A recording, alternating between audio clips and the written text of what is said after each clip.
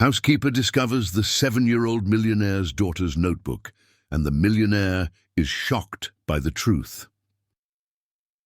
Subscribe to the channel and comment where you're watching from. The morning sun filtered through the pristine windows of the Walker Mansion in Atherton, California, casting long shadows across the marble floors that Linda Martinez had polished to perfection countless times before.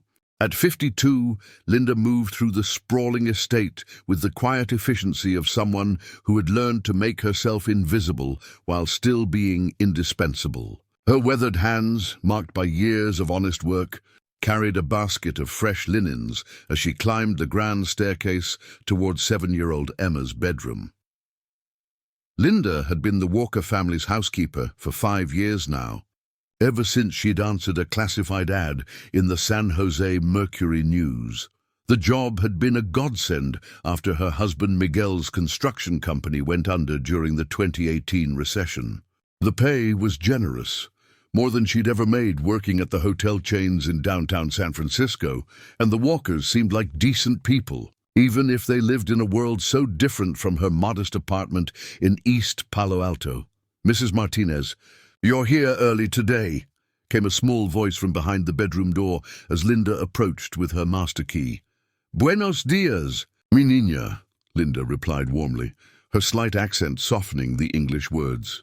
"Your papa left for New York this morning, so I thought we could have breakfast together before school. What do you say?" Emma Walker emerged from her room, her blonde hair still messy from sleep, wearing pink pajamas that probably cost more than Linda's monthly grocery budget.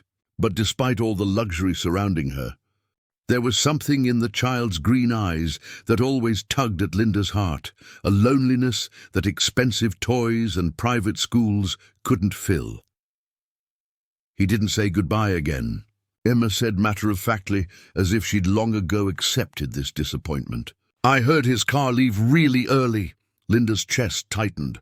She'd seen this pattern too many times. Richard Walker, the brilliant CEO of a rising tech startup, constantly racing between investor meetings, product launches, and board presentations. Success had come fast for the 38-year-old entrepreneur, but Linda wondered if he realized what it was costing him. "Well, he's working very hard so you can have nice things," Linda said gently, though the words felt hollow even to her. "Come on, let's get you ready for school. I'll make those pancakes you like." As Emma disappeared into her walk-in closet, Linda began her routine of making the bed and tidying the room. The space was immaculate, almost museum-like, filled with educational toys that looked barely touched and books arranged by height rather than preference. Linda often wondered if a 7-year-old's room should feel so sterile. She was smoothing the designer comforter when her hand brushed against something wedged between the mattress and the ornate headboard. Her fingers closed around what felt like a notebook, thin with a soft cover. Curious, she pulled it free, revealing a pastel blue journal with a small silver lock that had been left open. "Emma, Mia, is this yours?" Linda called out, but heard only the sound of drawers opening and closing in the closet. Linda hesitated. She'd been raised to respect other people's privacy, a value her mother had drilled into her growing up in their cramped Mission District apartment. But something about the notebook seemed significant. Maybe it was the way it had been hidden, or the fact that Emma had never mentioned keeping a journal. Unable to resist, Linda opened the cover. The first page was filled with crayon drawings, a house, stick figures, a dog, normal childhood art. But as she turned the pages, the images became more complex, more emotional. There were drawings of a man in a suit with his back turned, a small girl sitting alone at a long table, and repeatedly, a woman with kind eyes who appeared in scene after scene. But it wasn't just the drawings that made Linda's breath catch, it was the words. In Emma's careful 7-year-old handwriting, stories poured out between the illustrations. Daddy was on the phone again, and he sounded angry. He said bad words. "I drew him a picture, but he didn't look. I miss my heart, Grandma." She came to see me yesterday when Linda was at the store. She tells me stories about when she was little and her hands smell like paint. I pretend Linda is my real mom sometimes. She makes me feel safe." Linda's hands trembled as she read page after page. This wasn't just a child's journal. It was a window into a lonely little girl's world, filled with observations that were far too mature and heartbreaking for someone so young. "Mrs. Martinez, did you find something?" Linda spun around to find Emma standing in the doorway, now dressed in her St. Catherine's Academy uniform, navy blue skirt, white blouse, and tiny loafers that probably cost more than Linda's rent. The child's eyes immediately went to the notebook in Linda's hands, and her face flushed red. "Emma, sweetheart," Linda said softly, kneeling down to the child's level. "I didn't mean to read your private thoughts. I was just—" "Please don't tell Daddy," Emma interrupted, her voice barely above a whisper. "He gets upset when I ask questions about things." "What things, mi amor?" Emma looked down at her polished shoes. "About why Mama went away. About why he's always working. About why the woman in my dreams feels so real." Linda felt her heart break a little more. She'd always known there was something unusual about Emma's family situation. Richard was clearly a single father, and in 5 years, Linda had never heard him mention Emma's mother, beyond saying she was no longer in the picture. She'd assumed divorce, maybe even death, but Emma's words suggested something more complicated. "Who is your heart grandma, Emma?" Linda asked gently. Emma's eyes lit up for the first time that morning. "She comes to visit me sometimes when you're not here. She has brown hair like mine used to be before Daddy made me get it cut and colored. She tells me I'm an artist like her, and she brings me special drawing supplies that we hide in my closet." A chill ran down Linda's spine.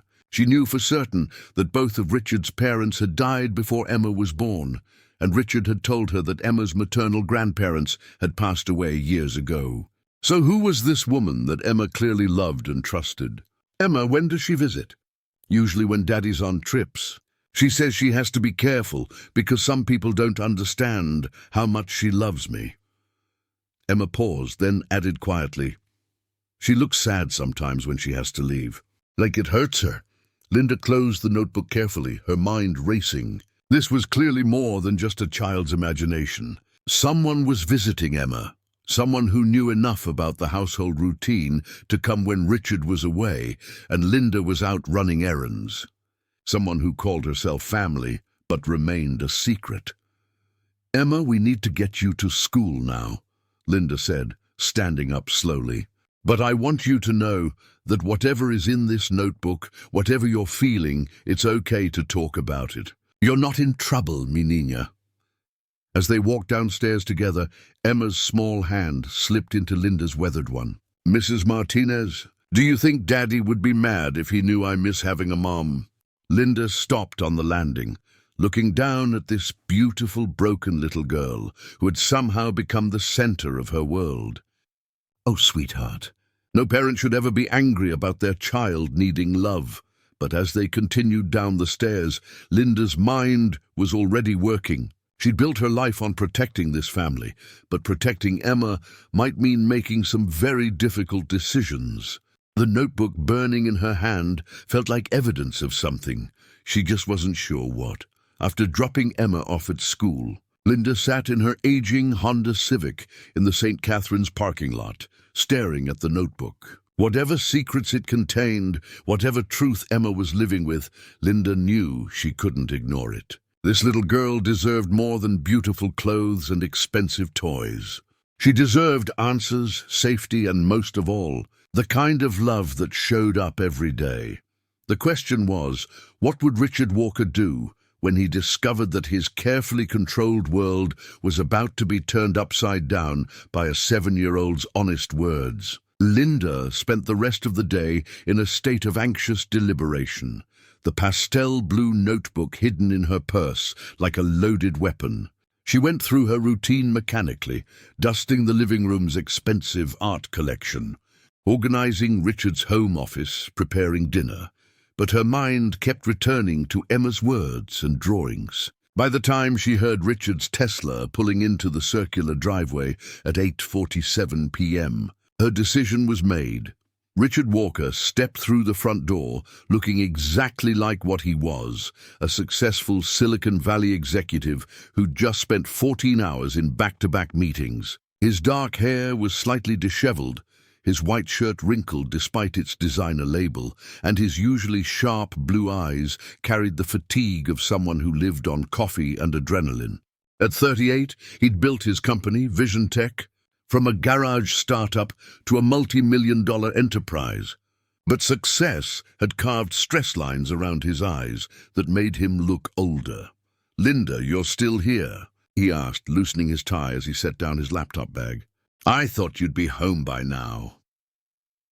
"Mr. Walker, we need to talk." Linda's voice was steadier than she felt. "It's about Emma." Richard's expression immediately shifted to alert concern. "Is she okay? Did something happen at school?" "She's fine. She's upstairs doing homework." Linda clutched her purse tighter. "But there's something you need to see. Something I found today." Richard's phone buzzed with what was probably the 20th notification of the evening, but for once he ignored it. "What is it?" Linda pulled out the notebook, her hands trembling slightly. "I found this hidden in Emma's room. I know I shouldn't have read it, but Mr. Walker, your daughter is hurting in ways I don't think you realize." Richard took the notebook, his brow furrowing as he examined the innocent-looking cover. "This is just a journal, Linda. Kids keep journals all the time." "Please, just read it," Linda said quietly. "I'll wait." Richard opened the notebook, and Linda watched his face transform as he took in the first few drawings and words. His corporate mask, the confident expression he wore in boardrooms and investor meetings, slowly crumbled away, replaced by something raw and unguarded. Daddy was on the phone again, and he sounded angry. He read aloud, his voice barely above a whisper. He flipped to another page. "I drew him a picture, but he didn't look." The silence stretched between them, broken only by the soft ticking of the grandfather clock in the foyer. Richard continued reading, his face growing paler with each page. When he reached Emma's writings about her heart grandma, he froze. "Linda," he said slowly, not looking up from the notebook, "has anyone been coming to the house? Anyone I don't know about?" That's what I need to ask you, Mr. Walker. Emma talks about this woman like she knows her well. She says she visits when you're traveling and I'm out running errands." Richard's hands tightened on the notebook. "That's impossible. I have security cameras, alarm systems. When's the last time you checked the footage?" The question hung in the air like an accusation. Richard's jaw tightened. "I've been busy with the Series B funding round. The cameras feed to a security company that only alerts me if there's a break-in." "Mr. Walker," Linda said gently, "when's the last time you really talked to Emma? I mean really talked to her, not just asked about homework or reminded her to brush her teeth." Richard slammed the notebook shut, his business persona snapping back into place like armor. "I provide for my daughter, Linda.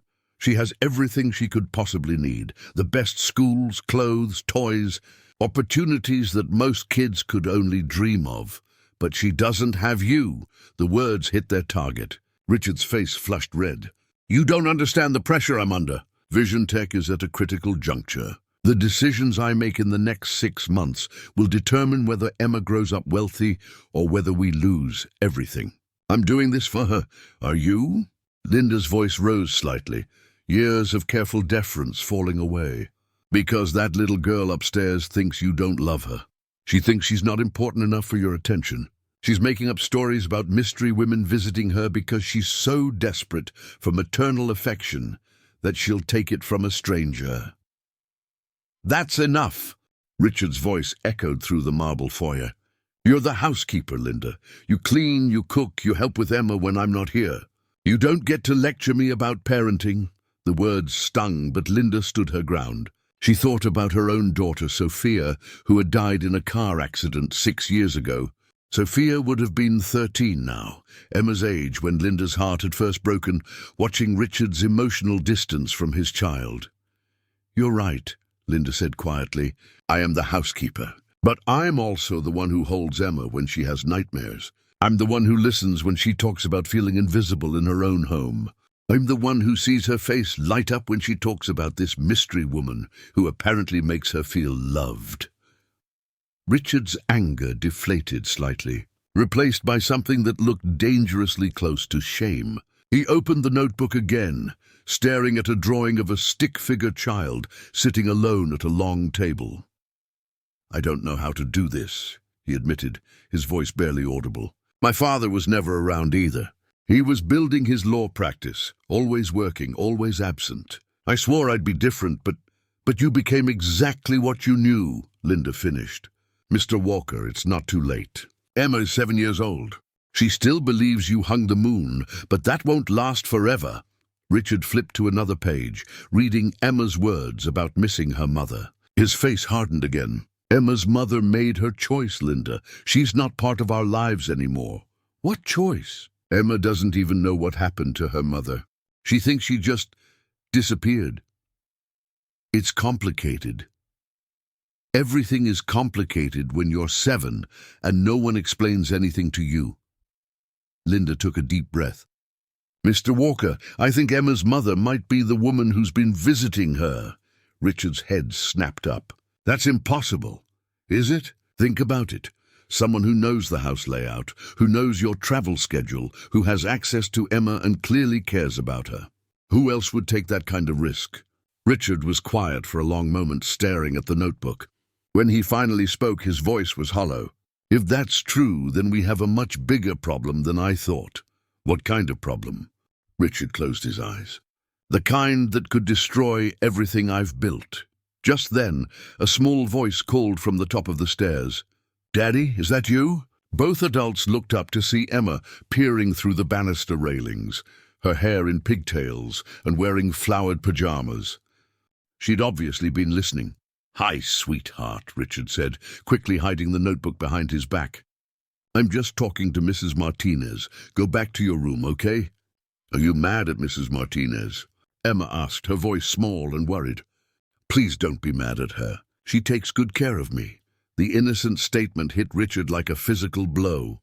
Linda saw the exact moment he realized what his daughter had just revealed, that she was more worried about losing her housekeeper than disappointing her father. "I'm not mad." "Emma," Richard said, his voice thick with emotion he was trying to hide. "Why don't you come down here for a minute?" Emma descended the stairs cautiously, and Richard knelt down to her level. For the first time in months, Linda saw him really look at his daughter, not distracted by his phone or hurrying to get somewhere else. "Emma," Richard said carefully, "Mrs. Martinez found your journal today." Emma's face went white. "Am I in trouble?" "No, sweetheart.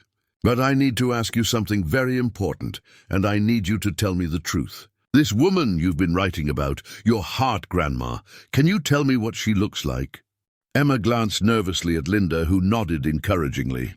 "She has brown hair like mine used to be, and she has sad eyes, but they get happy when she sees me. She always smells like flowers and paint."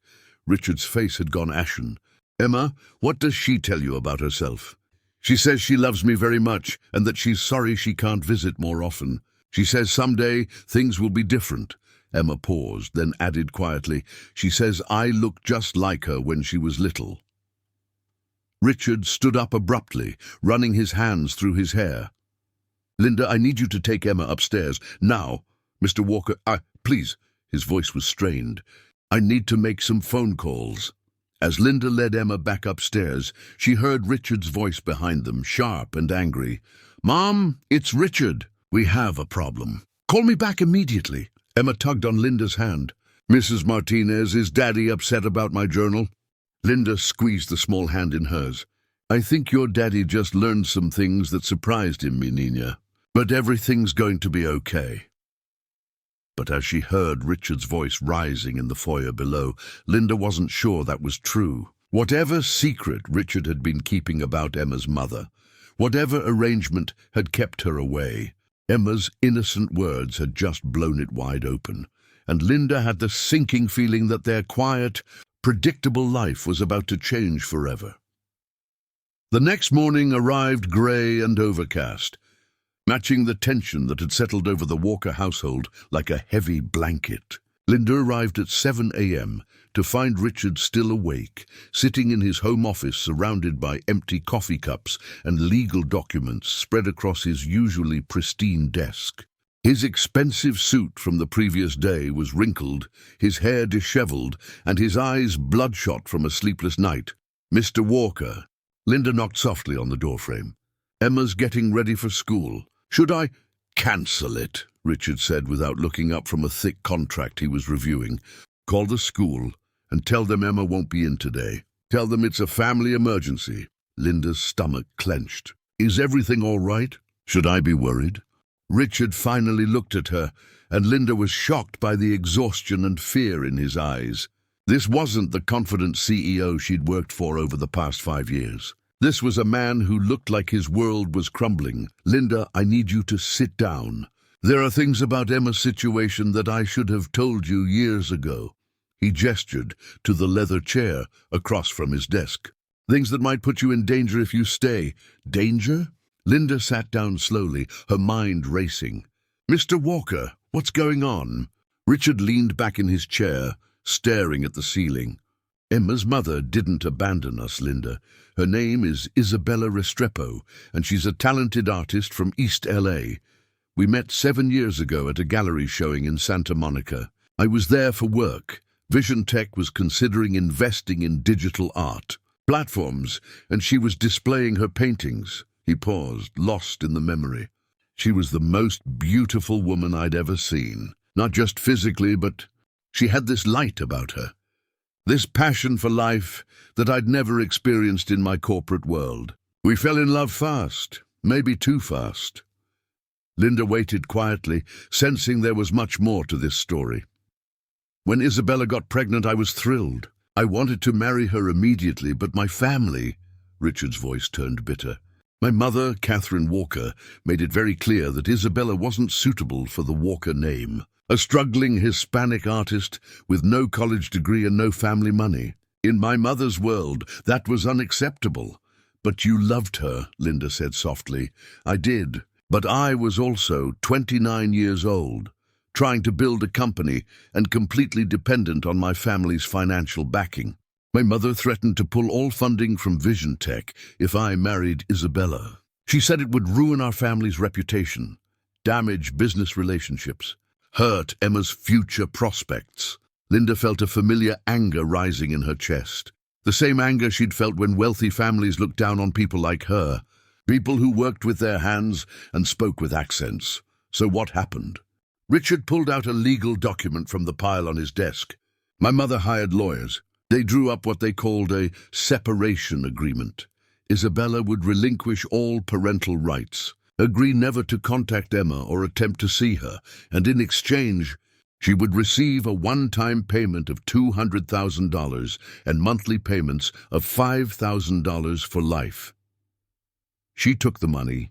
Linda asked, though something in her gut told her the story wasn't that simple. "She had no choice." Richard's voice cracked slightly. "My mother threatened her with deportation. Even though Isabella was born in Los Angeles, they convinced her that they had enough influence to make her life impossible. They said they'd have her arrested for attempted extortion, that they'd ruin her reputation in the art community, that she'd never see Emma anyway because they'd tie her up in court for years." Linda's hands clenched into fists. "So you let them destroy her?" "I was a coward," Richard admitted. "I told myself I was protecting Emma's future, securing her financial stability.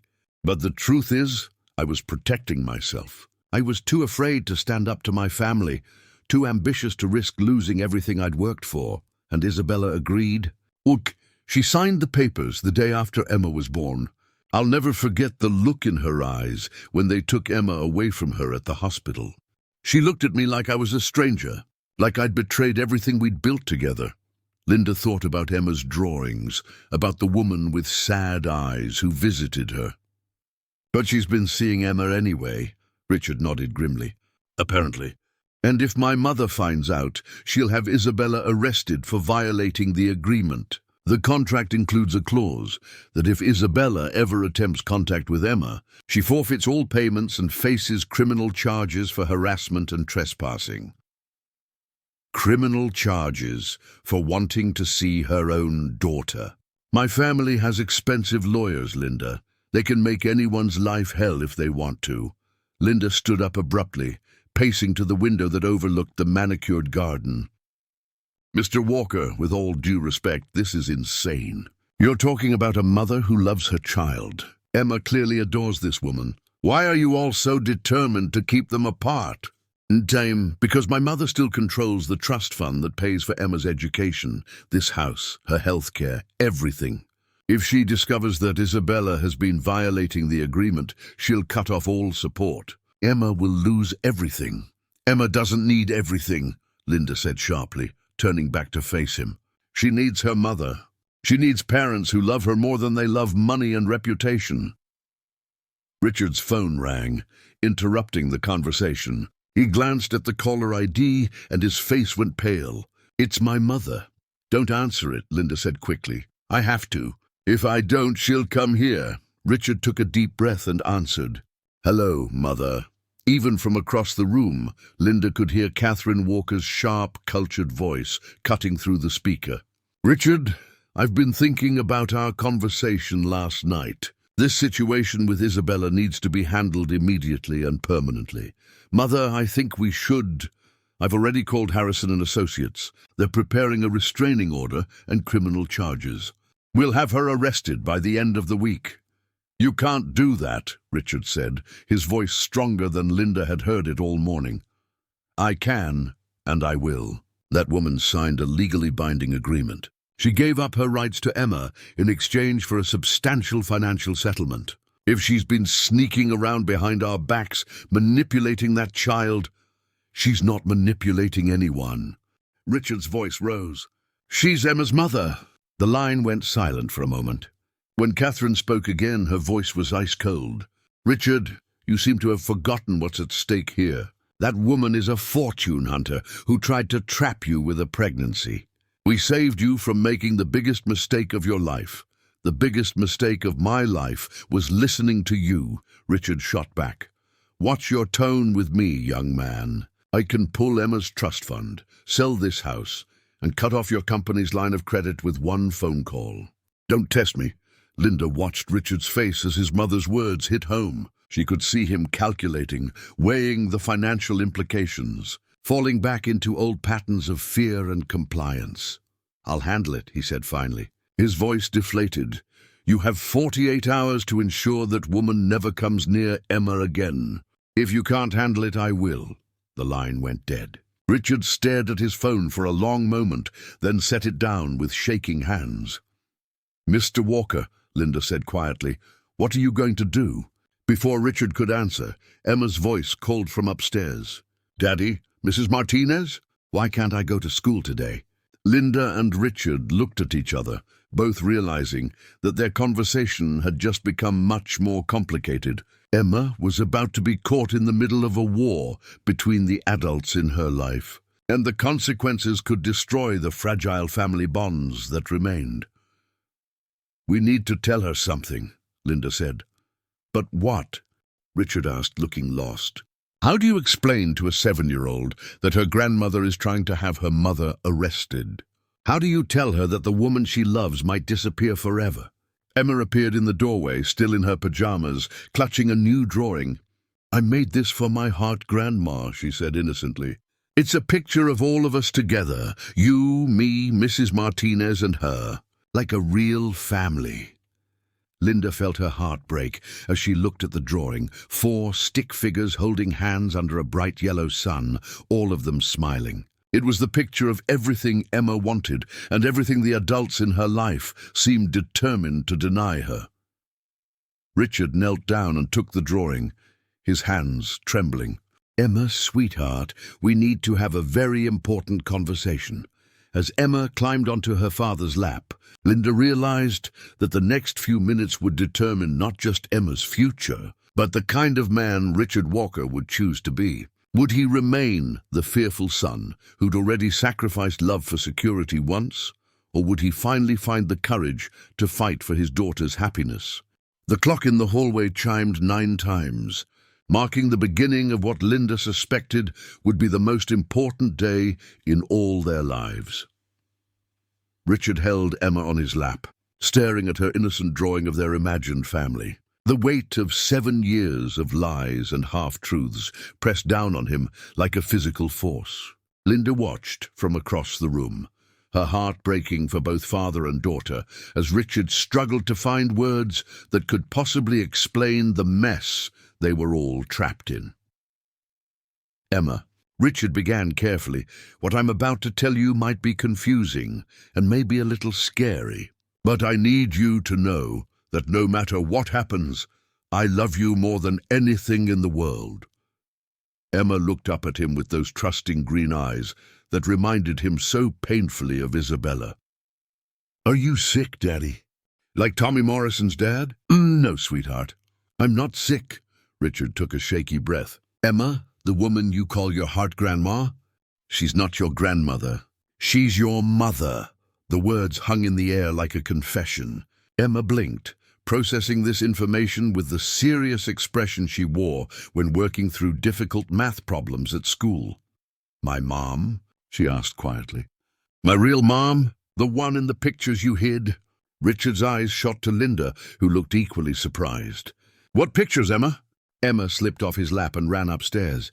She returned moments later with a small shoebox from under her bed. Inside, Linda could see photographs, letters, and what looked like small paintings, all obviously hidden treasures that Emma had somehow acquired. "She gives me these when she visits," Emma explained, pulling out a photograph of a young woman with Emma's exact eyes and smile, holding a paintbrush covered in bright blue paint. "She told me stories about when I was a baby, about how she used to sing to me and paint pictures of me sleeping." Richard picked up one of the small paintings, a watercolor of a sleeping infant surrounded by soft pastels. In the corner, in delicate script, was written, "Emma, mi amor, 3 months old." "She's been documenting your entire childhood," Linda whispered, looking through the collection. There were paintings of Emma at different ages, photographs taken from a distance of Emma playing in the garden, even copies of Emma's school pictures that Isabella must have somehow obtained. "Emma," Richard said, his voice thick with emotion, "why didn't you tell me about these?" Emma's face crumpled slightly. "She said it was our special secret. She said some people might not understand how much she loves me, and that if the wrong people found out, she might have to go away forever." Richard felt like he'd been punched in the gut. Isabella had been protecting their daughter even while defying the legal agreement that had torn them apart. She'd been careful, secretive, taking enormous personal risks just to maintain some connection with Emma. "Daddy," Emma continued, "is she really my mom? Is that why I feel so happy when she's here, like a piece of me that was missing comes back?" Linda wiped tears from her eyes. In all her years of working with families, she'd never seen anything more heartbreaking than a child describing the return of her own mother as if it were magic. Richard's phone buzzed again, another call from his mother. This time, he declined it immediately. "Yes, Emma, Isabella is your mother, and I." Richard struggled with the words, knowing that what he said next would shape how his daughter saw him for the rest of her life. "I made some very bad decisions that kept you apart from her. Decisions I've regretted every single day for 7 years. Look, but why?" Emma's voice was small and confused. "Don't you love her anymore?" "I never stopped loving her," Richard admitted, the words coming easier now. "But I was scared. My grandmother, your great-grandmother Catherine, she didn't think your mother was good enough for our family. She threatened to take away everything we had if I didn't agree to send your mother away." Emma considered this with the brutal honesty that only children possess. "So you picked money over Mom?" The simplicity of her assessment cut deeper than any business failure Richard had ever experienced. "Yes," he said quietly. I did, and it was the worst mistake I've ever made. Linda stepped forward. Emma, your father was very young and scared. Sometimes adults make bad choices when they're afraid. But Mom never stopped loving me, Emma said, looking through her collection of hidden treasures. Even when she had to stay away, she found ways to show me she loved me. Richard picked up a letter from the box, written in Spanish with English translations in parentheses. It was a lullaby Isabella used to sing to Emma as a baby, carefully transcribed so Emma could learn the words. At the bottom, Isabella had written, "Para mi niña hermosa," for my beautiful girl. Never forget that you are loved beyond measure. She taught herself to write in 2 languages so you could understand, Richard observed, his voice full of wonder and regret. She's teaching me Spanish, Emma said proudly, and she's teaching me to paint. Look. She pulled out a small canvas from the box, a child's painting of a garden, but executed with surprising skill and attention to color. Linda examined the painting. Emma, this is beautiful. You have real talent. Mom says I get it from her. She says maybe someday we can have art shows together, when I'm bigger and when it's safe.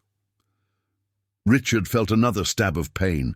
Isabella had been nurturing Emma's artistic abilities he'd never even noticed, too focused on preparing Emma for the academic and social expectations of the Walker family legacy. His phone rang again. This time it was his lawyer. I have to take this, Richard said apologetically, stepping into the hallway. Richard, I've been reviewing the Restrepo agreement, his lawyer David Chen said without preamble.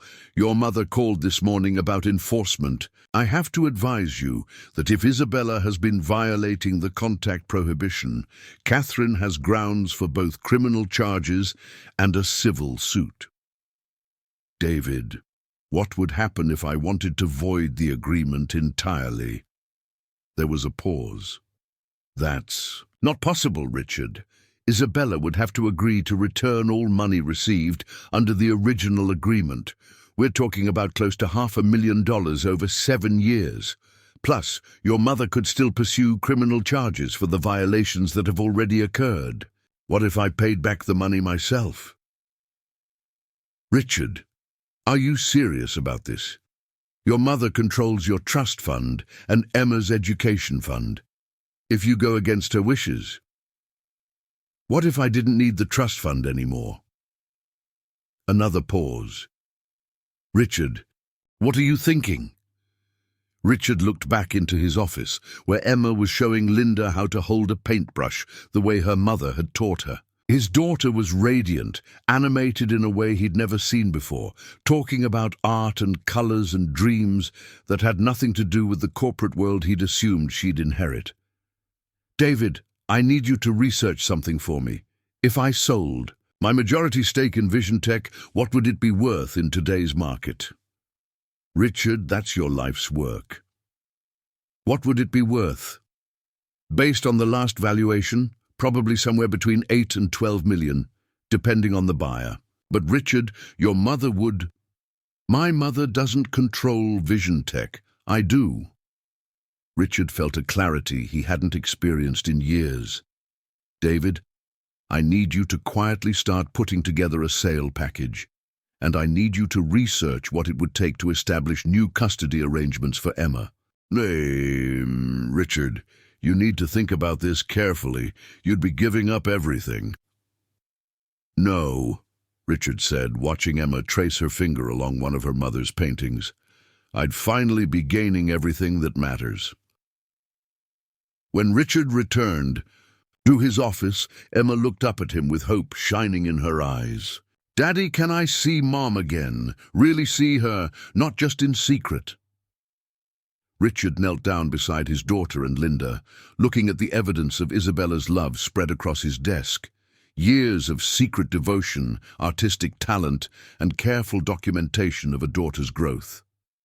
Emma, he said, what would you say if I told you that I want to make things right, that I want our family to be together the way it should have been all along? Emma's face lit up like Christmas morning. Really? You mean it? I mean it.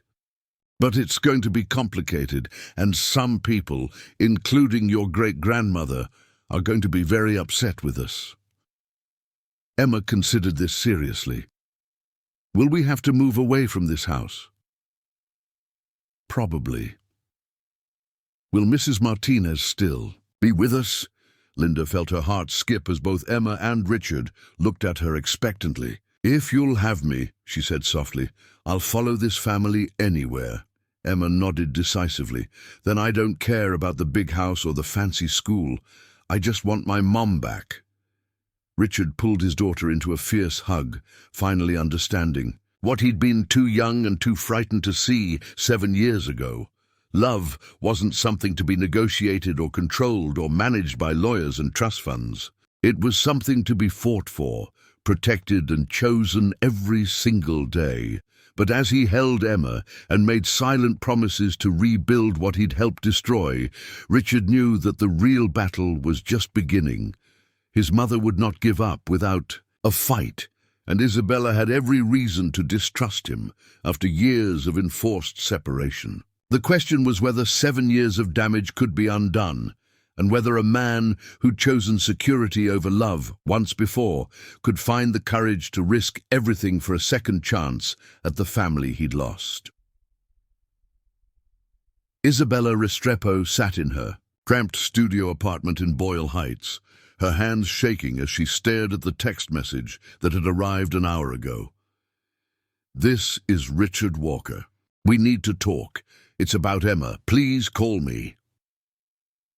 At 35, Isabella still possessed the striking beauty that had captivated Richard 7 years earlier, but life had etched new lines around her dark eyes, lines carved by years of heartbreak, financial struggle, and the constant ache of missing her daughter.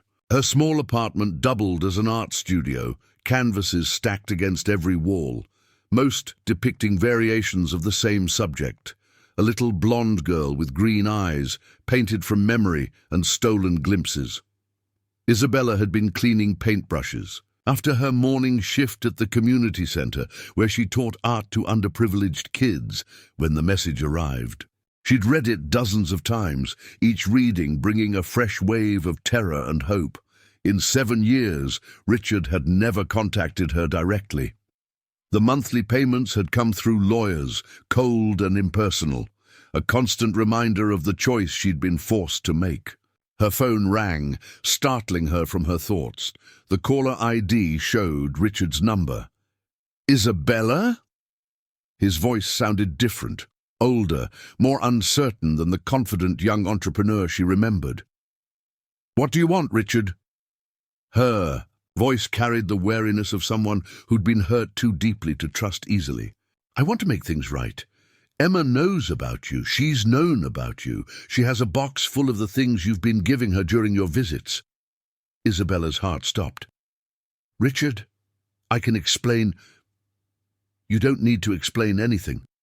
I'm calling because I want to ask you something, and I need you to listen to the whole question before you answer. Isabella gripped the phone tighter, her free hand unconsciously reaching for a recent painting of Emma playing in a garden, painted from a photograph she'd taken with a telephoto lens during one of her careful surveillance visits. What if I told you, Richard continued, that I want to void the agreement my family forced on us? What if I told you that I want Emma to know her mother, that I want to try to rebuild what we lost? Would you be willing to meet with me?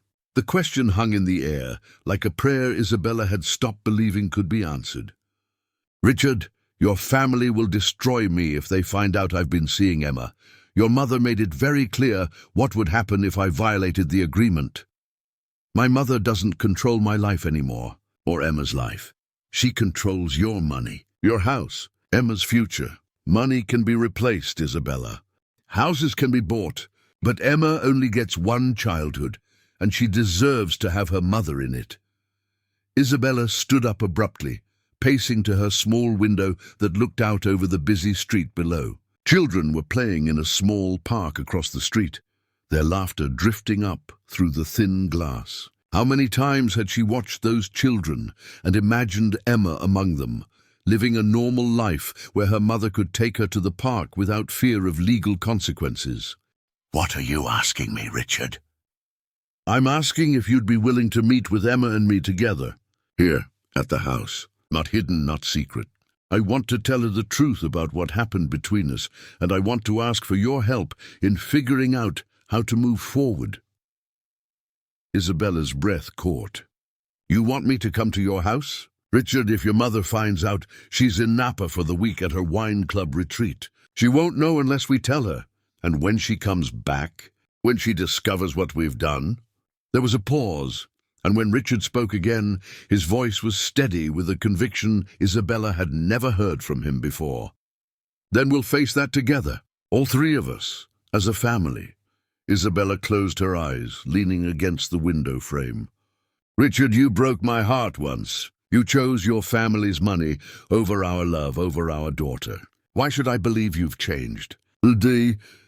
Because I've spent 7 years watching Emma grow up lonely and confused, wondering why her father works all the time and why she feels like something's missing from her life. Because I've built a successful company and accumulated wealth and status, and none of it means anything compared to seeing her face light up when she talks about you. Isabella felt tears starting to fall. "She talks about me." "She has a journal where she writes about your visits.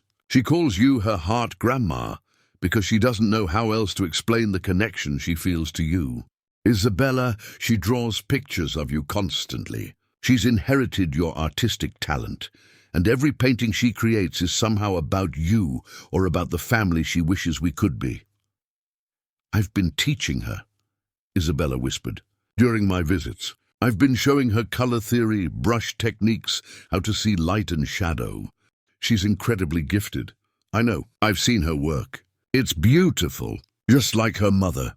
The words hung between them, carrying 7 years of unspoken longing and regret. Isabella wiped her eyes with the back of her paint-stained hand. "If I come," she said carefully, "what exactly are you proposing? That we pretend the last 7 years didn't happen? That we can just pick up where we left off?" "I'm not proposing anything except honesty," Richard said. "Emma deserves to know her mother. She deserves to understand her own history. Beyond that, I don't know. I know I hurt you in ways that might be unforgivable. I know I chose fear over love and security over family. But I also know that I've never stopped loving you. And I've never stopped regretting the choice I made." Isabella moved to her easel, where her latest painting sat unfinished. Emma, as she might look now, older, more mature. But still, with that bright smile, Isabella remembered from their brief time together when Emma was a baby. "There's something you need to understand, Richard. I'm not the same woman you knew 7 years ago. I've had to become stronger, more independent. I've built a life here. I teach kids who remind me of myself growing up. Kids who think art is only for rich people. Kids who've never seen anyone who looks like them in a museum. I've found purpose in that work. I wouldn't ask you to give that up. And I'm not wealthy, Richard. I live in a 1-bedroom apartment in East LA. I drive a 15-year-old Honda that breaks down twice a month. I shop at thrift stores and eat ramen noodles more often than I'd like to admit. If Emma comes into my life, I can't give her the material things she's used to. Material things aren't what she needs from you." Isabella laughed, but it came out bitter. "Easy for you to say. You've never had to choose between paying rent and buying groceries. You've never had to work 3 jobs just to afford art supplies." "You're right," Richard said quietly. "I've lived a privileged life, and I've made decisions from a place of privilege. But Isabella, I'm trying to change that. I'm liquidating my assets. I'm prepared to walk away from my family's money if that's what it takes to make this right." "And what happens when the money runs out? What happens when Emma realizes that choosing her mother means giving up private schools and designer clothes and European vacations? Then we'll find out what kind of person we've raised. But Isabella, the Emma I know would choose love over luxury any day. She's been doing it her whole life, treasuring those secret visits with you more than anything money could buy." Isabella stared at her painting, thinking about all the nights she'd cried herself to sleep, all the birthdays and holidays she'd missed, all the milestones she'd watched from a distance like a stranger. The thought of finally being able to hold her daughter openly, to be acknowledged as her mother, was almost too wonderful to believe. "When?" she asked quietly. "Tomorrow afternoon. Emma doesn't have school. I kept her home today, so we could have these conversations. She knows I've been trying to reach you. She knows you called me. She knows everything, Isabella. About the agreement, about my family's role in keeping you apart, about my cowardice 7 years ago. I told her the truth." Isabella felt a new wave of emotion wash over her. "How did she react?" "She asked if she could see you again. Really see you, not in secret. She said she didn't care if we had to move away from the big house or change schools. She just wanted her mother back." For the first time in 7 years, Isabella allowed herself to hope.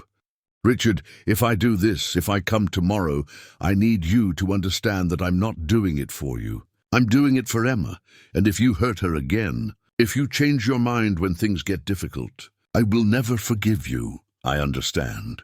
And I need you to know that I'll be bringing my lawyer with me. I'm not signing anything, agreeing to anything, or making any commitments until I understand exactly what this means for Emma's future and my legal situation."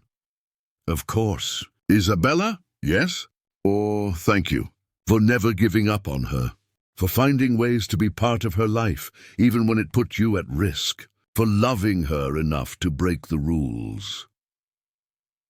Isabella looked around her small apartment at the dozens of paintings of the daughter she'd been forced to love from a distance. Tomorrow, if Richard was telling the truth, she might finally be able to hold Emma without fear, to claim her openly as her daughter, to begin building the relationship they'd been denied.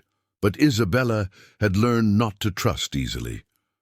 Tomorrow would be a test, not just of Richard's sincerity, but of whether 7 years of separation could be bridged, and whether love could truly conquer the damage that money and fear had created. "I'll be there at 2 o'clock, she said. "And Richard, this is Emma's one chance at having a real family. Don't waste it." As she hung up the phone, Isabella realized that tomorrow would either be the beginning of the life she'd always dreamed of, or the final confirmation that some wounds were too deep to heal.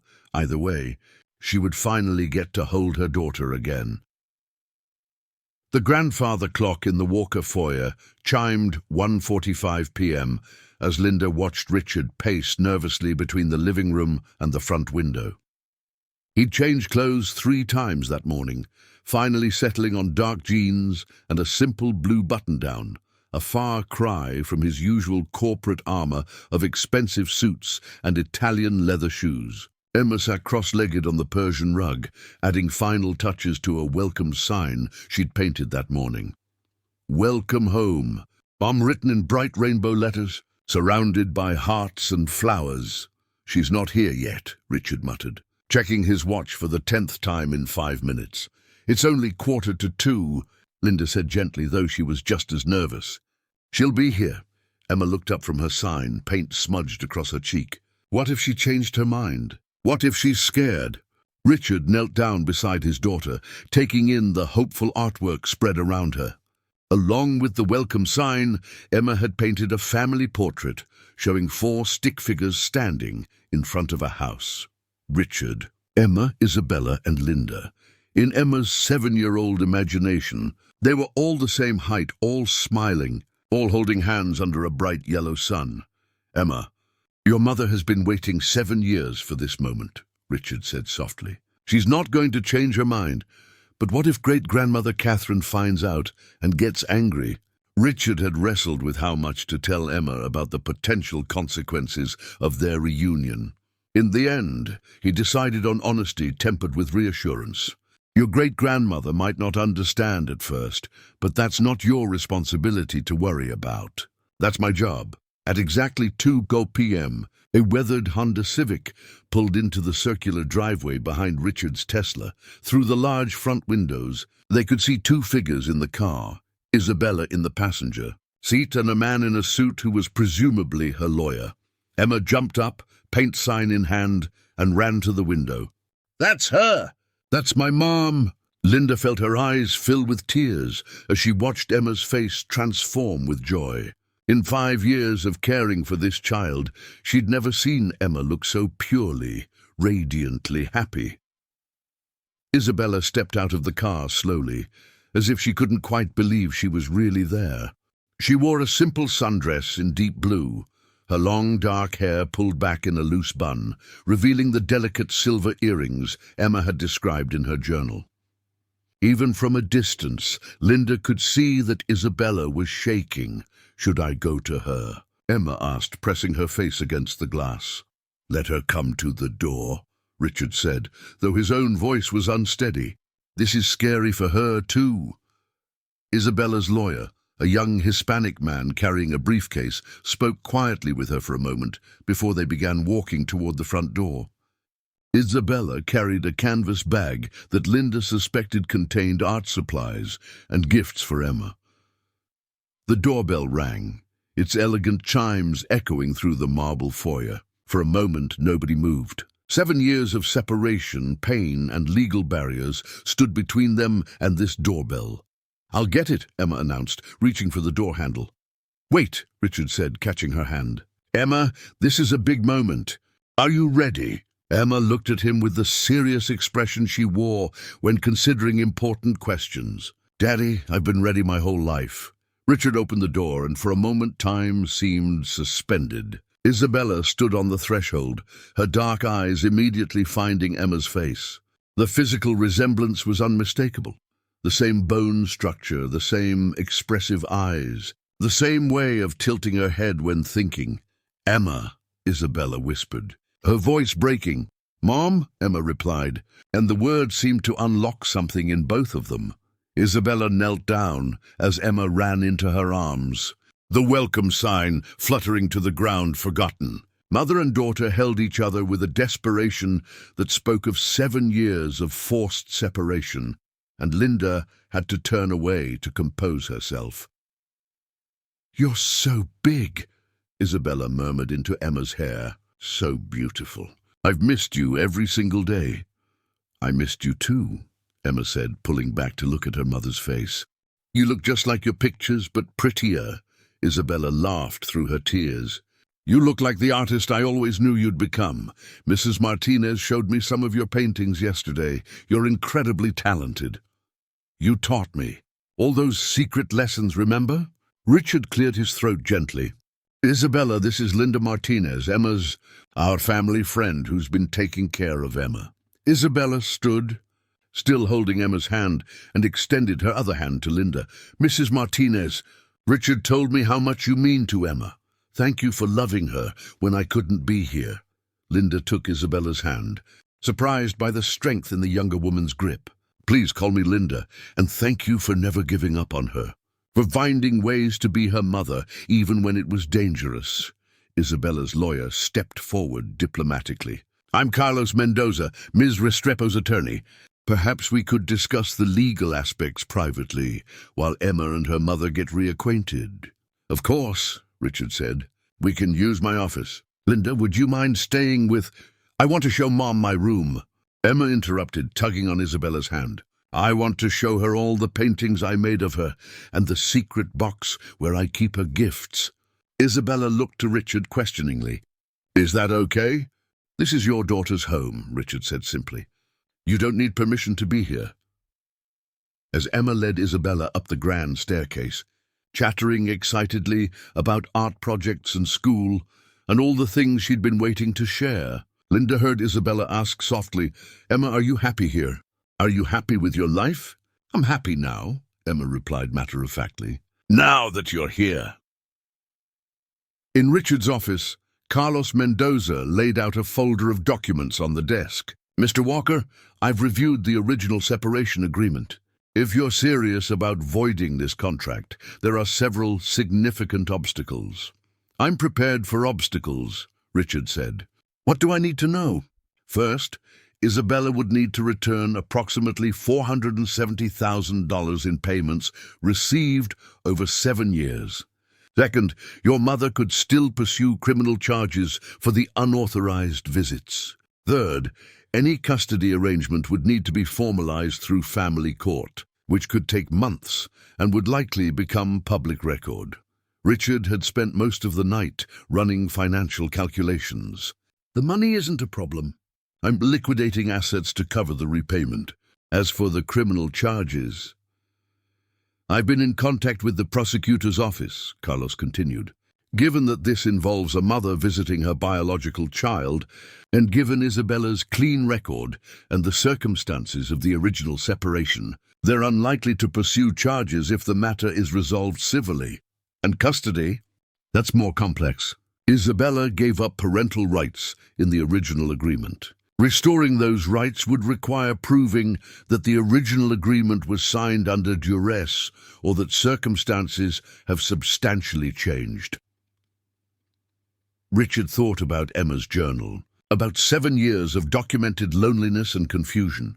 Emma's emotional well-being has to count as changed circumstances. It could. But Mr. Walker, you need to understand that once this process begins, there's no going back. Your family will likely challenge everything in court. They could tie this up for years. Upstairs, Linda could hear Emma's animated voice, giving Isabella a tour of her room, explaining each painting and drawing in detail. She could hear Isabella's gentle responses, asking questions about technique and color choices, treating Emma's artwork with the serious respect of one artist discussing craft with another. "Look at this one," Emma was saying. "I painted it after you taught me about shadows. See how the tree looks more real when you add the dark parts? That's beautiful, mi amor. You're learning so quickly.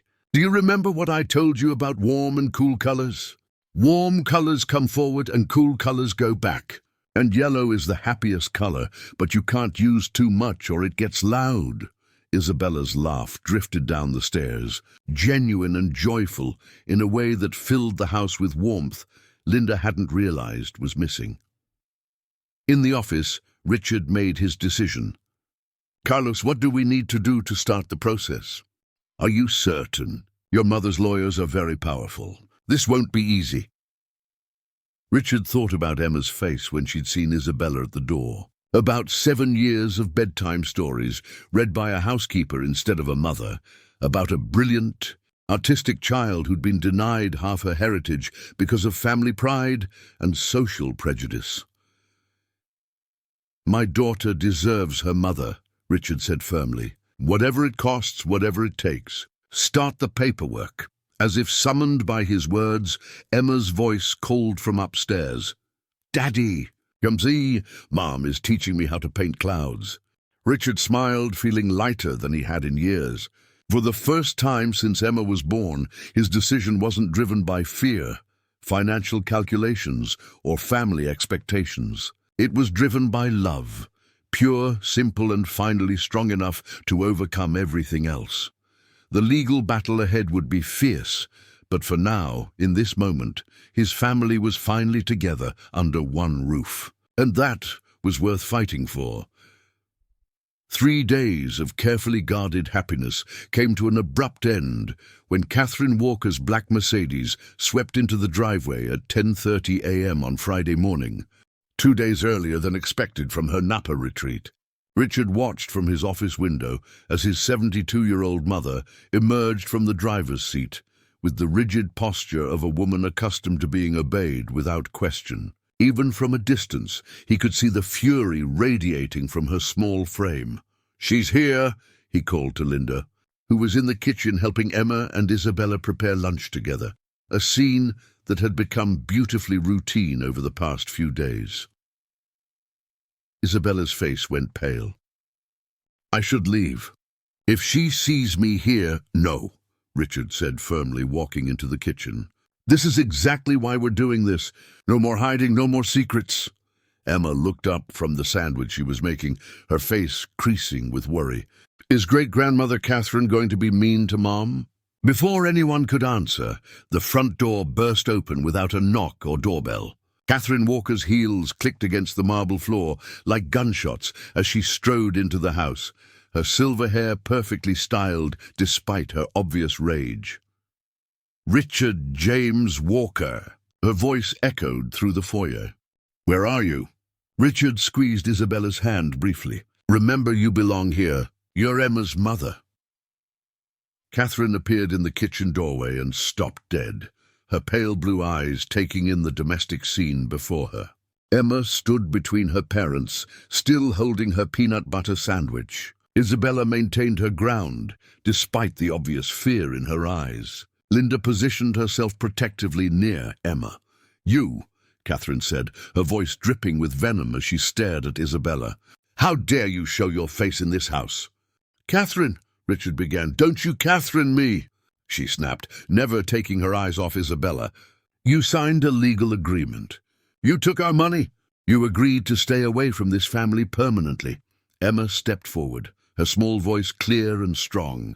She's my mom. She belongs here. Catherine's gaze shifted to her great-granddaughter, and her expression softened only slightly. Emma, darling, you don't understand. This woman is not your family. She's a stranger who abandoned you as a baby. That's a lie, Emma said with startling directness. Daddy told me the truth. You made her go away because you didn't think she was good enough for us. Catherine's face flushed red. Richard, what have you told this child? The truth, Richard said, stepping between his mother and Isabella, something I should have done 7 years ago. The truth? Catherine laughed bitterly. The truth is that this woman trapped you with a pregnancy to get access to our family's money. The truth is that she was perfectly happy to take $500,000 in exchange for walking away. Isabella finally spoke, her voice steady despite her obvious nervousness. The truth, Mrs. Walker, is that your lawyers threatened to have me deported and arrested if I didn't sign your agreement. The truth is that I've never stopped loving my daughter. And I've spent 7 years working 3 jobs just to survive while you tried to erase me from her life. You had no right to accept our money if you intended to violate the agreement. I had no choice but to take your money. Isabella's composure cracked. I was 28 years old, alone with no family support and no legal resources to fight your team of lawyers. You made it clear that if I didn't sign, I'd never see Emma anyway, and you'd destroy my life in the process. Linda watched this confrontation with growing anger. She'd seen enough wealthy families dismiss working-class people as insignificant, but watching Catherine Walker speak about Isabella as if she were property rather than Emma's mother was infuriating. Mrs. Walker, Linda interjected. With respect, Isabella is Emma's mother. Nothing you say or do can change that, Catherine whirled on Linda. And you, I should have known you'd be involved in this betrayal. You're fired, effective immediately. No, she's not, Richard said firmly. You don't employ Linda, I do. And she's not going anywhere. Really? Catherine pulled out her phone. Let's see how long that lasts when I cut off the trust fund that pays for this house, Emma's school, and your comfortable lifestyle. Emma had been listening to this adult argument with growing distress, but at the mention of money determining her family's fate, she did something that surprised everyone. She climbed onto a kitchen chair and spoke with the clear, carrying voice she'd learned in her private school's debate club. "Stop fighting about money," she shouted, bringing the adults' argument to a halt. "I don't care about money. I don't care about this big house or my fancy school or expensive clothes. I just want my mom and dad to be together. I want Linda to stay because she loves me, and I want you to stop being mean to people just because they're not rich." The kitchen fell silent except for Emma's heavy breathing. 7 years of confusion, loneliness, and adult politics had finally erupted from the small girl who'd been caught in the middle of it all. Catherine stared at her great-granddaughter as if seeing her clearly for the first time. "Emma, you don't understand. I understand that you care more about money than you care about love," Emma said, tears streaming down her face. "I understand that you made my mom go away when I was a baby because you thought she wasn't good enough. I understand that you want to make Linda go away now because she's helping me be happy."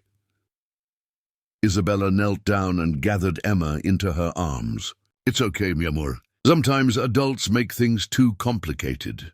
Catherine watched this interaction, and for a moment, Linda saw something flicker across the older woman's face. Uncertainty.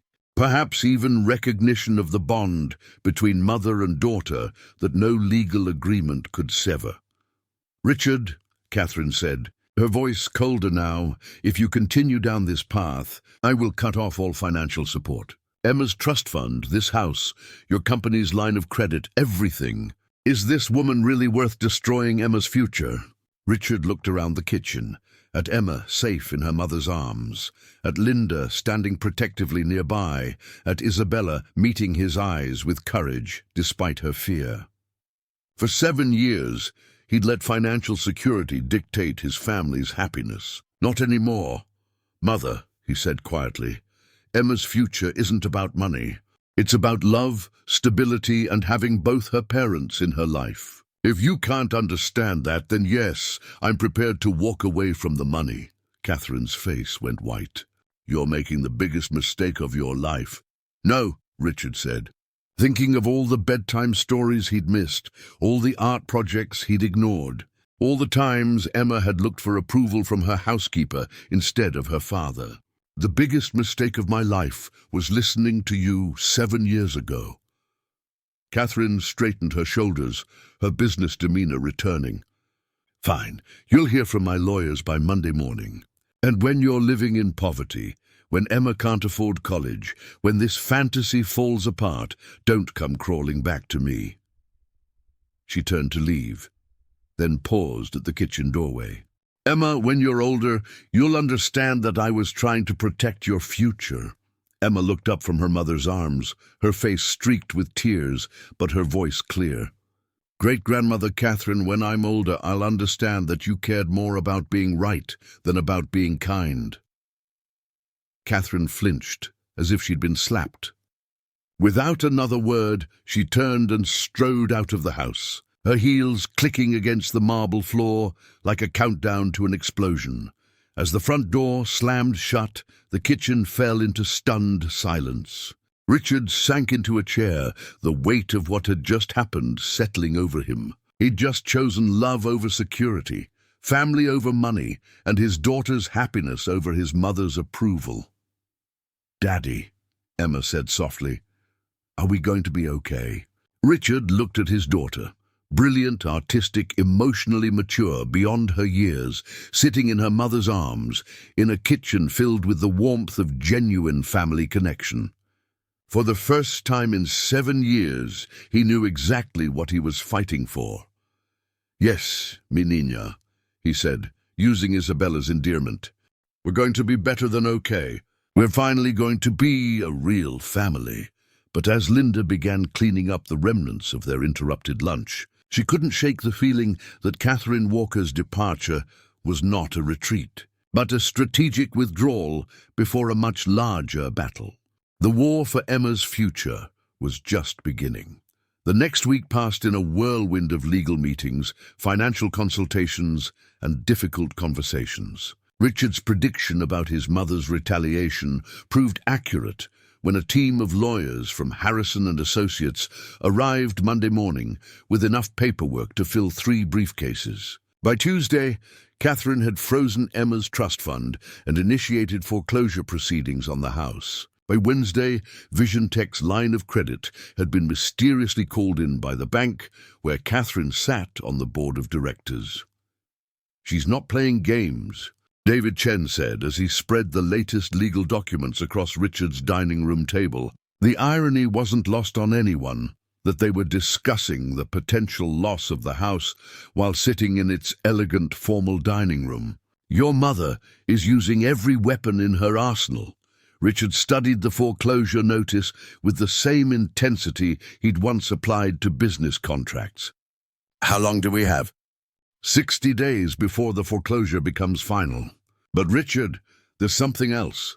David pulled out another document. "She's filed for emergency custody of Emma, claiming you're an unfit parent who's exposing your daughter to criminal elements." Isabella, who'd been staying at the house since Catherine's confrontation, looked up sharply from where she was helping Emma with homework. "Criminal elements?" She's referring to the violation of the original separation agreement, Carlos Mendoza explained. He'd become a daily presence at the Walker house, working with David to navigate the legal maze Catherine had constructed. She's arguing that by allowing Isabella contact with Emma, Richard is demonstrating poor judgment and putting Emma at risk. Emma looked up from her math worksheet, her young face creased with worry. What does that mean? Could great-grandmother Catherine take me away? Richard moved to kneel beside his daughter's chair. That's not going to happen, sweetheart. We won't let that happen.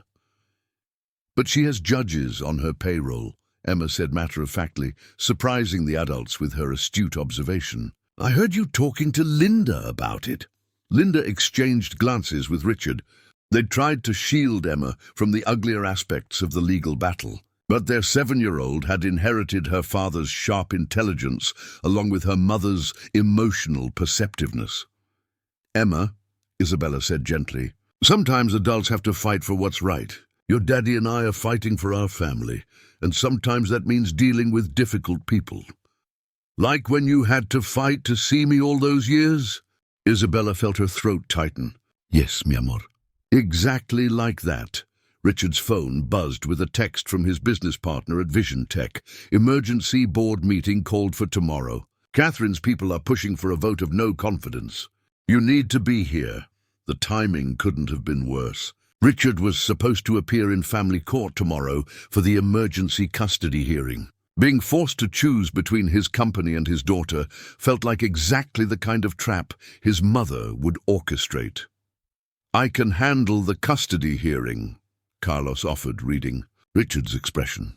Isabella and Linda can testify about Emma's well-being and the positive impact of the family reunification. No, Richard said firmly. I'm not missing that hearing. Vision Tech will have to wait. Richard, David warned, if you lose control of your company, you lose your primary source of income. How will you fight Catherine's legal team without resources? It was Isabella who provided the answer. We don't fight her on her terms. We fight her on ours. Everyone looked at her questioningly. Catherine's argument is that I'm a bad influence on Emma, that our reunion is damaging to her well-being. But what if we can prove the opposite? What if we can show that Emma is thriving since our family came together? Linda nodded slowly, understanding Isabella's logic. Emma's teacher called yesterday to ask about the change in Emma's behavior. She said Emma seems happier, more confident, more engaged in class. And her art, Isabella added excitedly. Emma's been creating the most beautiful work since we've been together.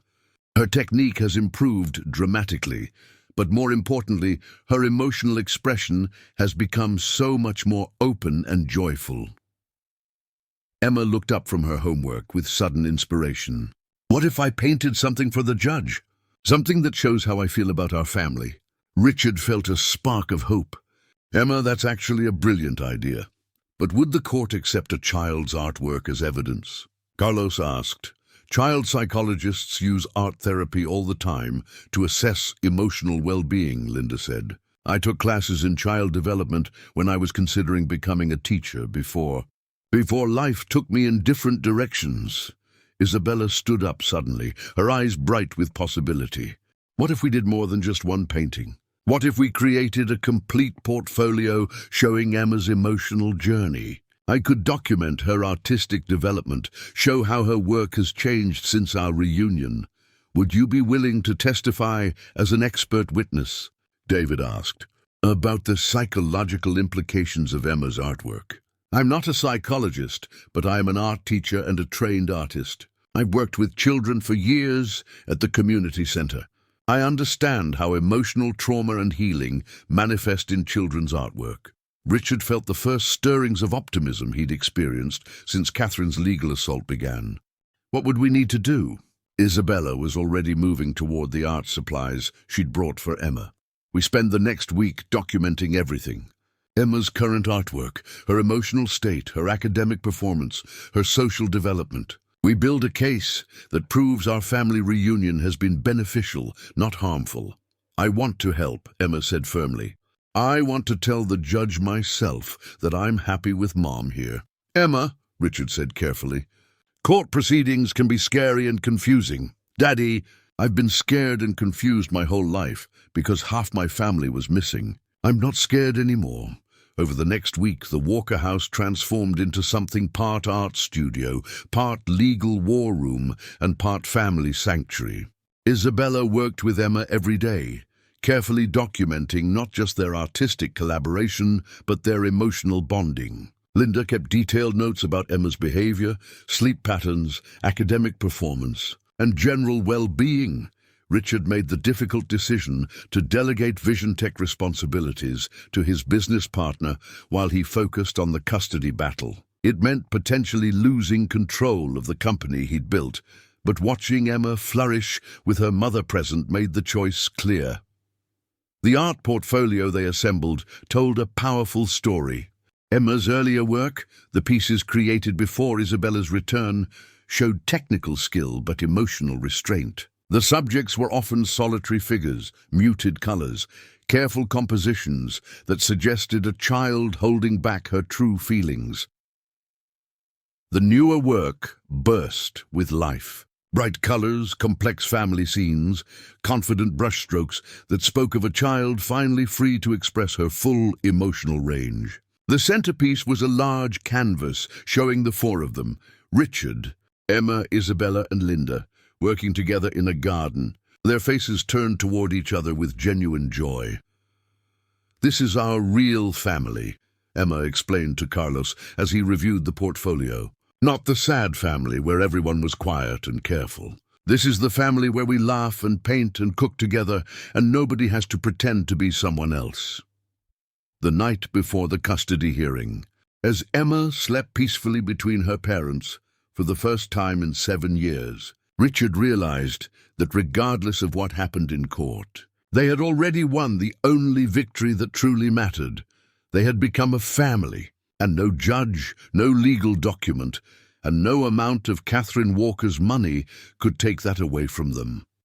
But as Richard listened to Isabella's gentle breathing and Emma's contented sighs, he also knew that tomorrow would determine whether they'd be able to protect this fragile happiness they'd built together, or whether Catherine's wealth and influence would tear them apart once again.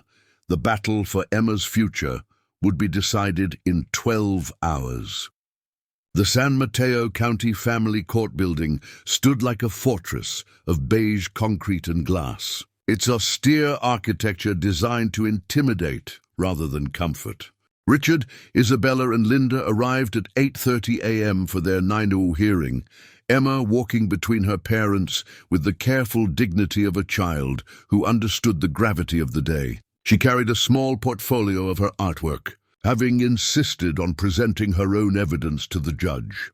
Catherine Walker was already in the courthouse lobby, surrounded by 3 attorneys in expensive suits.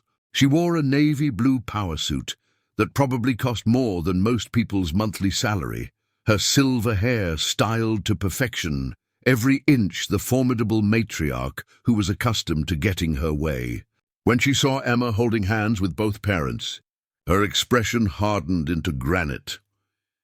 "Mrs. Walker," Isabella said quietly as they passed, a gesture of civility that Richard doubted he could have managed.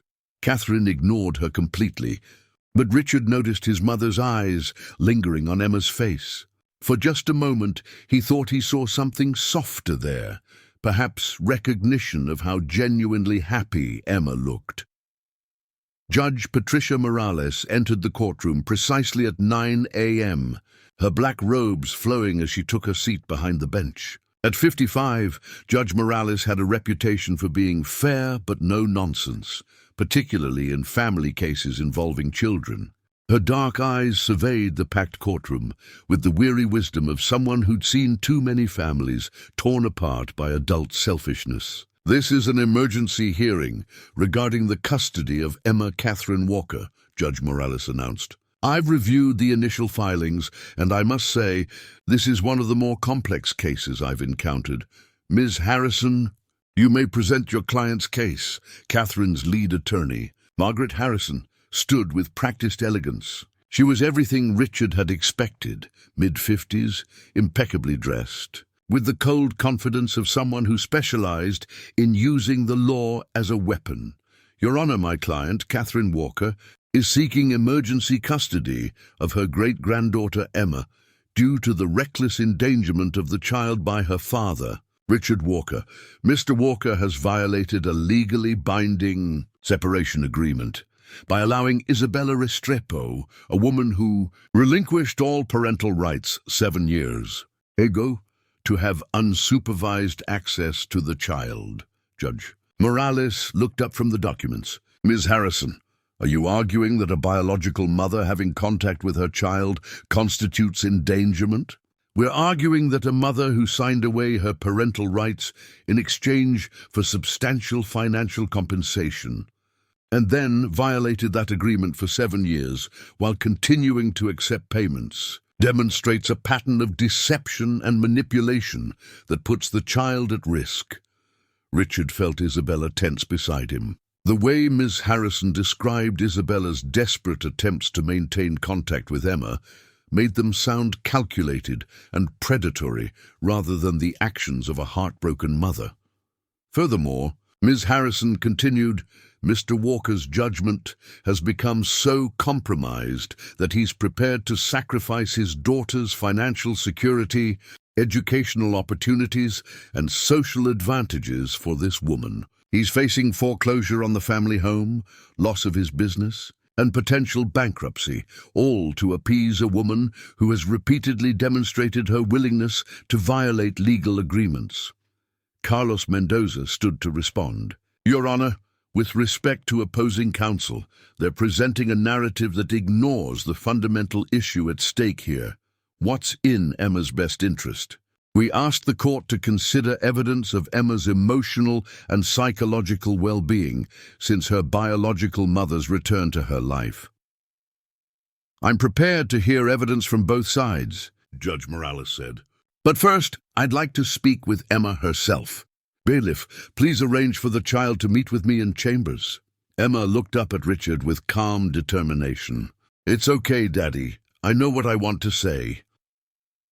As Emma left with the bailiff, Richard felt like his heart was being stretched to the breaking point. Everything depended on a 7-year-old's ability to articulate feelings that adults had spent months debating in legal documents.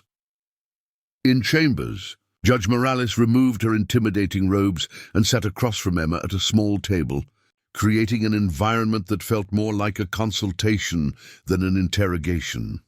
Emma, do you understand why we're here today?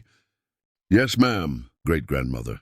Catherine thinks my mom is bad for me, and she wants to take me away from my parents. What do you think about that?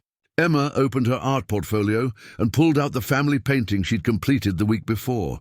Your Honor, before my mum came back, I felt like this. She showed a smaller painting, a stick-figure girl standing alone in a big empty house, colored primarily in grays and blues. And how do you feel now? Emma showed the bright family painting. Like this, like I'm complete, like all the pieces of me finally fit together. Judge Morales studied both paintings carefully. Emma, these are very different. Can you tell me what changed? I learned that I'm an artist like my mom. I learned that being different isn't bad. Like speaking Spanish or coming from East LA, I learned that families aren't about having money or living in big houses.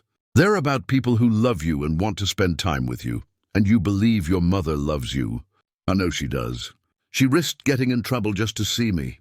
She taught me to paint, even when she had to be secret about it. She never stopped trying to be my mom, even when people told her she couldn't be. Judge Morales made notes on a legal pad. What about your father? How do you feel about him? I love my daddy, but before Mom came back, he was always working. He was sad too, I think, but he didn't know how to fix it. Now we paint together and cook together, and he reads me bedtime stories. He's like himself again. And what about Mrs. Martinez? Emma's face lit up. Linda is the best. She's like another mom to me. She takes care of all of us, and she makes our house feel like a home instead of just a fancy place to live. Emma, if you could decide what happens next, what would you choose? Emma looked directly at Judge Morales with startling maturity. I would choose for adults to stop fighting about money and start caring about love. I would choose to live with my mom and dad and Linda, even if we have to move to a smaller house. I would choose for great-grandmother Catherine to stop being angry and maybe come have dinner with us sometimes. When they returned to the courtroom, Judge Morales wore the expression of someone who'd heard something that clarified everything. She called both legal teams forward for a brief conference, then returned to the bench. After speaking with Emma and reviewing the evidence presented, I'm going to make several rulings. First, there is no evidence that Emma is being harmed by contact with her biological mother. In fact, all evidence suggests the opposite. Second, while the original separation agreement has legal weight, the best interests of the child supersede contractual arrangements made without the child's input. Catherine's face had gone white. Ms. Harrison frantically shuffled through documents, looking for some legal precedent to challenge the judge's reasoning. However, Judge Morales continued, I am concerned about the financial instability surrounding this case. Therefore, I'm ordering a 6-month supervised reunification period. Isabella Restrepo's parental rights will be restored on a provisional basis, with family counseling required for all parties. During this period, I'm appointing a guardian ad litem to monitor Emma's well-being and report back to this court. Richard felt relief wash over him like a warm tide. It wasn't everything they'd hoped for, but it was recognition that their family had a right to exist. Furthermore, Judge Morales said, Mrs. Catherine Walker, while I understand your concerns about your great-granddaughter's welfare, I strongly encourage you to consider whether your current approach truly serves Emma's best interests. This court has seen too many families destroyed by adults who prioritize control over love. As they left the courthouse, Emma walked between her parents, swinging their joined hands. Did we win? She asked. We won the right to be a family, Isabella said softly. The rest we'll figure out together. Richard looked back to see Catherine standing alone on the courthouse steps, her team of lawyers already dispersing. For the first time in his adult life, he felt genuinely sorry for his mother. She had power, wealth, and influence, but she was watching her family walk away from her because she'd never learned that love couldn't be controlled or purchased. But as they drove home together, all 4 of them crowded into Linda's Honda because Richard's Tesla had been repossessed that morning. Richard realized that losing everything had taught him what truly mattered. They had each other, and that was enough to build a new life on. 6 months later, the small 2-bedroom apartment in Redwood City felt more like home than the Atherton mansion ever had. Richard stood at the kitchen window, watching Emma and Isabella paint together in the tiny courtyard garden they'd created between their building and the neighboring duplex. Tomato plants grew in repurposed containers, their red fruit bright against the backdrop of Emma's colorful wind chimes, an art project that had somehow become the centerpiece of their modest outdoor space. The coffee's ready, Linda called from behind him. She'd moved into the apartment's 2nd bedroom after selling her own place, officially becoming part of their unconventional but deeply loving family unit.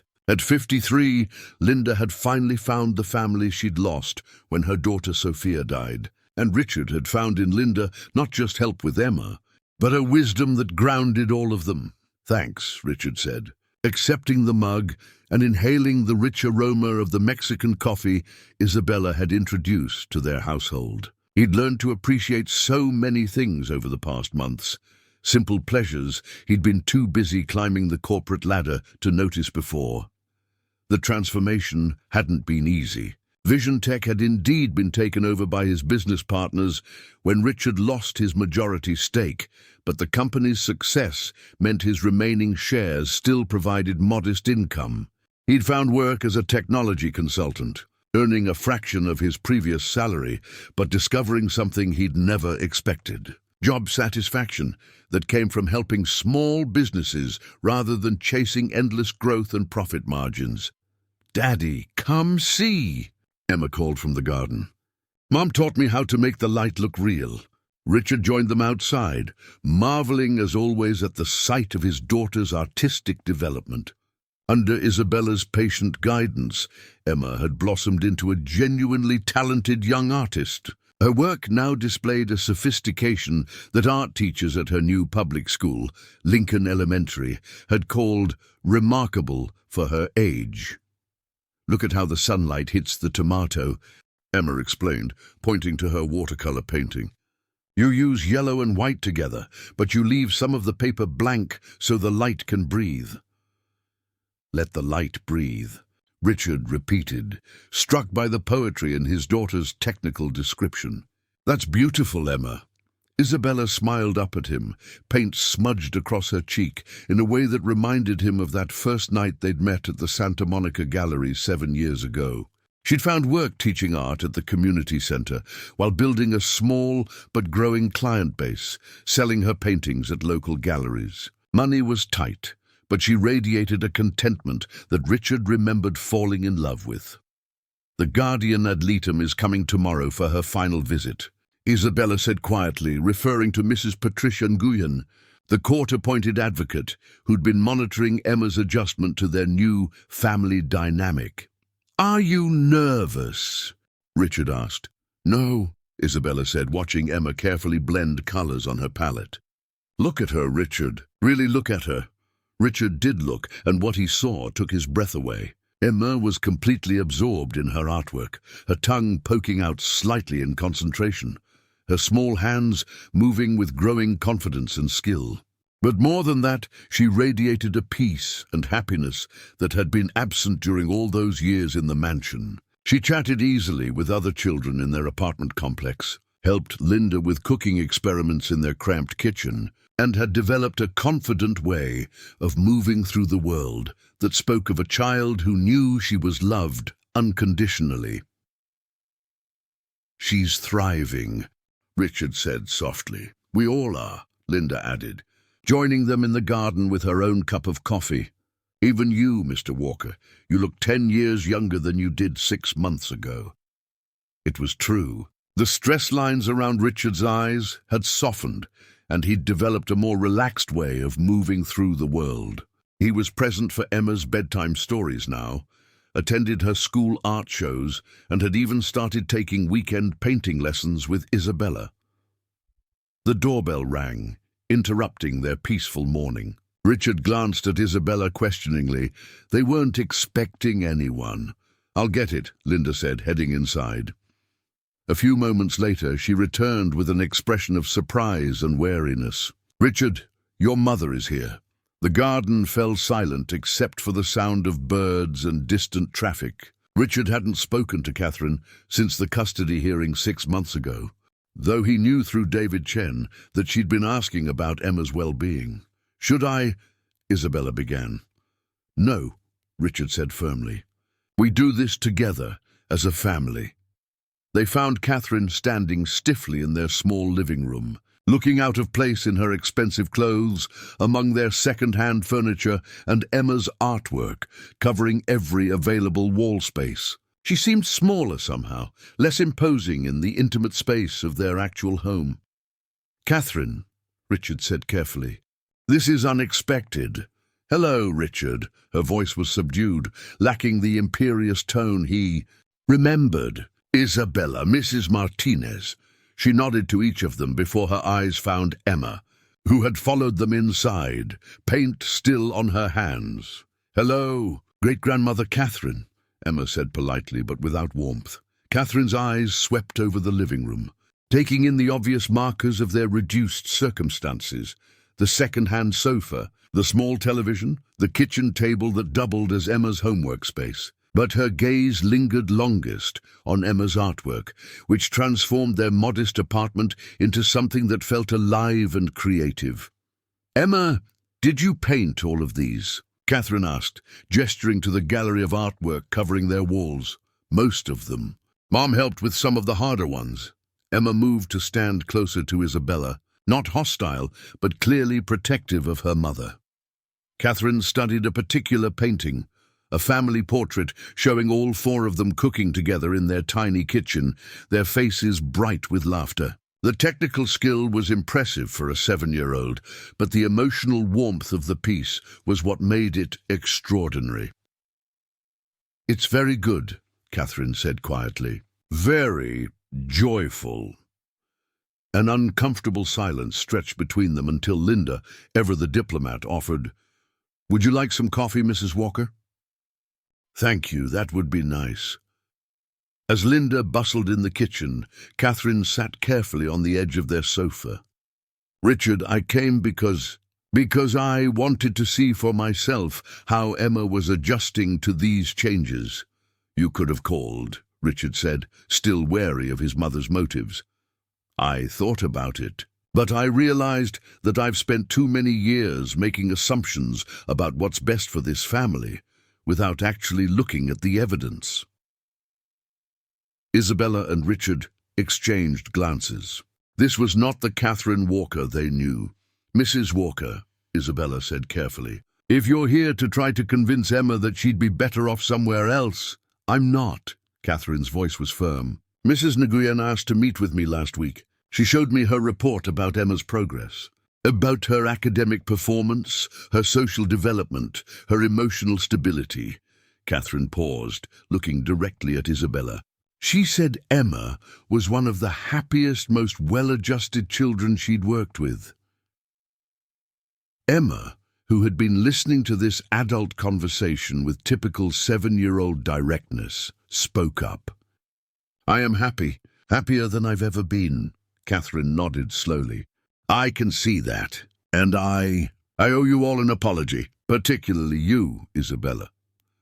The words hung in the air like a miracle none of them had dared hope for.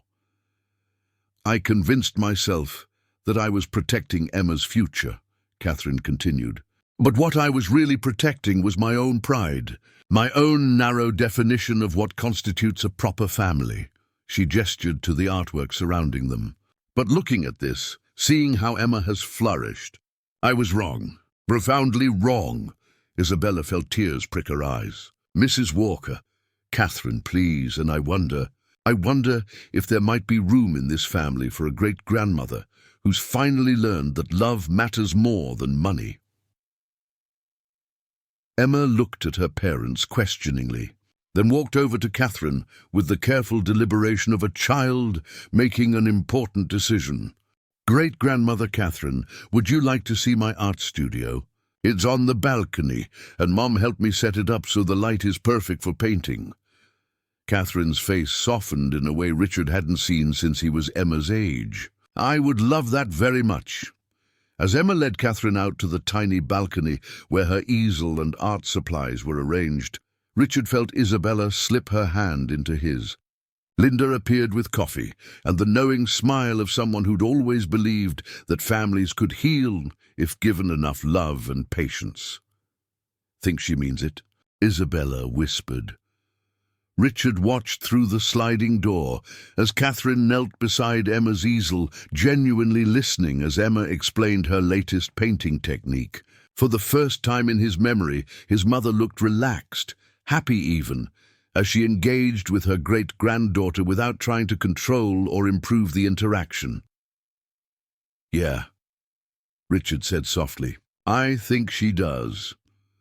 6 months ago, Richard had thought that losing his mother's approval and financial support meant losing everything. But watching Emma teach Catherine about color theory while Isabella and Linda prepared lunch in their tiny kitchen, Richard realized he'd actually gained everything that mattered. Love wasn't something that could be purchased, controlled, or legislated. It was something that grew in small apartments and community gardens, in art lessons and bedtime stories, in the daily choice to show up for each other regardless of bank balances or social status. As the afternoon sun streamed through their modest windows, illuminating Emma's artwork and the faces of the people he loved most, Richard understood that they hadn't just survived the storm that had torn their family apart. They had learned to let the light breathe. Give it a thumbs up, subscribe to the channel, hit the notification bell, and if you watched all the way to the end, comment "I watched until the end" and leave your opinion about this story. Oh, and don't forget to watch the next video that appears on the end screen. It's very exciting for those of you who are watching.